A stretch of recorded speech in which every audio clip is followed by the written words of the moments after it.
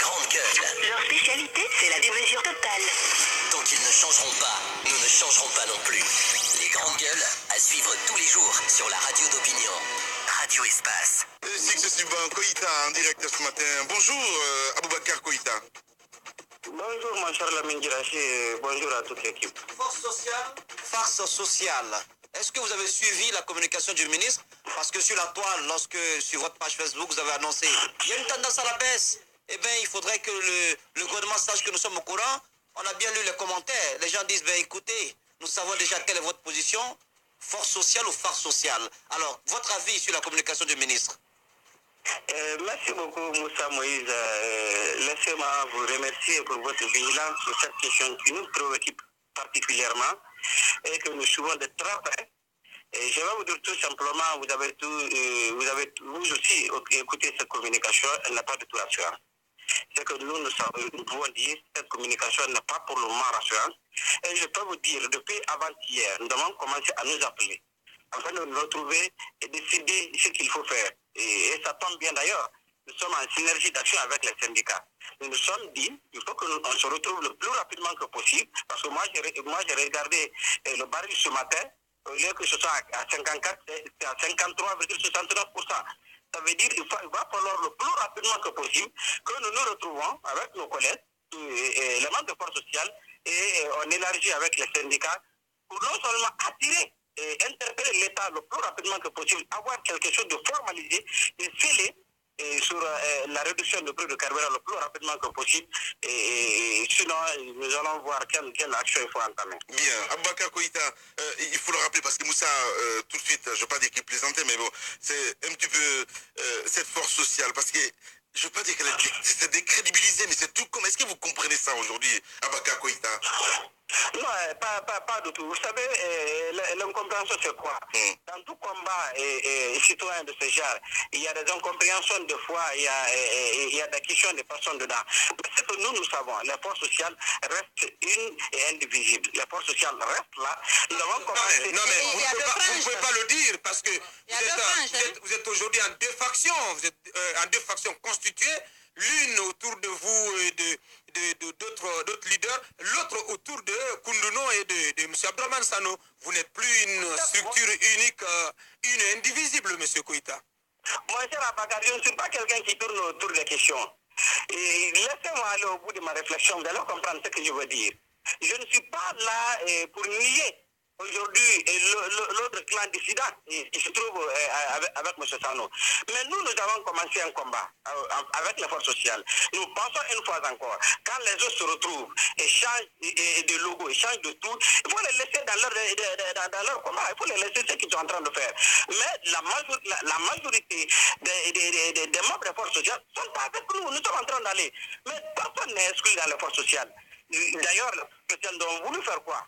Connaissant bien l'environnement du mouvement social guinéen, il y a des questions de leadership qui sont dedans, il y a des questions de personnes, il faut que je sois là, forcément moi.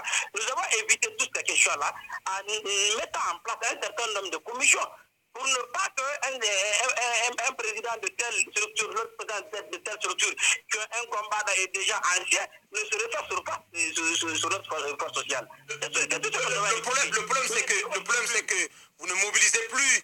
Les populations de plus en plus ne croient plus en votre entité, en votre structure. Et on l'a observé avant la fin de votre mouvement, des contestations, de réclamations pour la baisse du prix du carburant à 8 000. Et chaque fois que vous appelez à une action sociale, et plus personne ne venait, ne répondait à votre appel.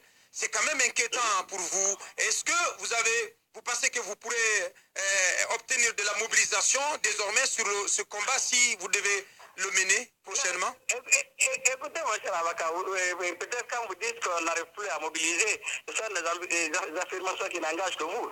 Mais nous, ce que nous savons, nous avons montré les mobilisations que nous avons eu à faire, même les marches qui ont été interdites. Vous avez vu ceux qui sont venus à la tannerie ont vu la dimension de la mobilisation. Comment ça commençait et au fur et à mesure qu'on évoluait, comment les choses évoluent avec le temps. Et une fois encore aujourd'hui, nous savons que les citoyens sont préoccupés par cette question. Quand les questions sont posées de façon responsable, de façon digne, les citoyens répondront à notre appel. Parce que le plus important, ce n'est pas ne sont pas des questions individuelles. C'est pourquoi je n'ai pas voulu commenter l'autre côté quand vous dites qu'il y a plusieurs clans de forces sociales. Je ne commente pas parce que nous, c'est ce qui reste clair. C'est le combat, c'est l'objectif. Monsieur Koïta, 2 en 1, alors vous pensez qu'aujourd'hui, si vous ne vous asseyez pas et vous faites et faire une introspection des problèmes qui assaillent vos organisations et que vous reconnaissiez vous-même qu'il y a de véritables divisions au sein de vos organisations, vous ne pensez pas que vous allez perdre force au fur et à mesure, au-delà de la crédibilité? Ça, c'est la première question. Deuxième question, à part ces problèmes de carburant, quel est votre autre objectif de lutte? Parce qu'on assiste quand même à des pertes en vies humaines, à des populations qui se font tuer, à des forces de l'ordre qui se font assassiner, à une insécurité grandissante. Aujourd'hui, qu'en pensez-vous de cette situation? Quelle est votre stratégie finalement en la matière? La première question, mon cher Ruby. J'ai déjà fait ce procès sur vous. Je vous ai dit tout simplement, il faut avoir aujourd'hui une consultation morale pour ne pas reconnaître que la société civile guinéenne a des problèmes, a des manquements. Ça, je l'ai déjà dit clairement. Je ne suis pas quelqu'un qui tourne autour des problèmes.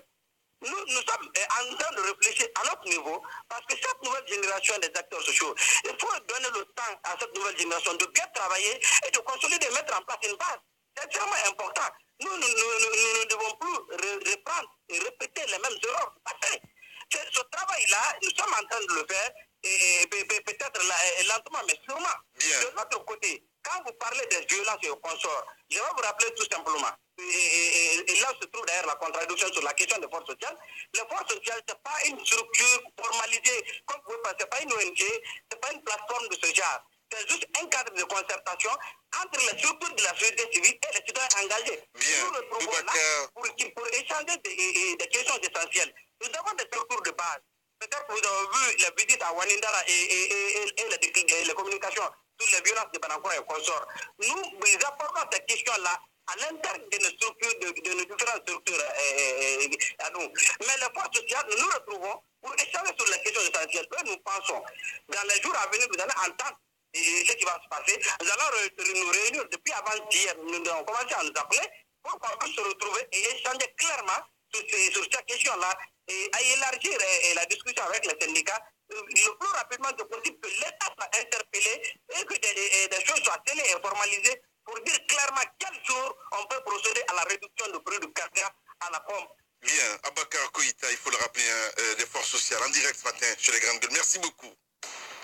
Politiciens véreux, fonctionnaires corrompus, promoteurs immobiliers voyous, justice facile. La Guinée devient-elle mafieuse?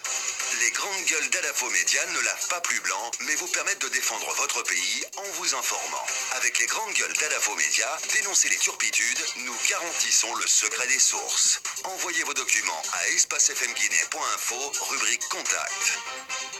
Les grandes gueules d'Adafo Média, ou le socle de la liberté d'expression en Guinée. Les grandes gueules. Ton sur les dessous de l'actu. Ici, l'actu rime avec liberté de ton sur Radio Espace. Dans la deuxième partie, nous allons joindre aussi le nouveau secrétaire général de l'USTG. C'est de autre que M. Abdoulaye Sow, il faut le rappeler. Et puis, on va s'intéresser aussi à cette autre actualité. On sait très bien, l'opposition a appelé à marcher aujourd'hui. Donc, Général Mathurin Bangoura, si tout va bien, nous allons le joindre dans cette émission. Dr Faya Milimono, président de BL, colonel Aliou Diakité, il faut le rappeler, lui, il est le porte-parole donc de l'armée, et monsieur Aminata Ibrahima Diallo, président de PJDD, plateforme des jeunes leaders de l'Axe pour la démocratie et le développement. Une pause de 10 minutes et derrière, je reviens avec vos messages. Véritable success story de la radio.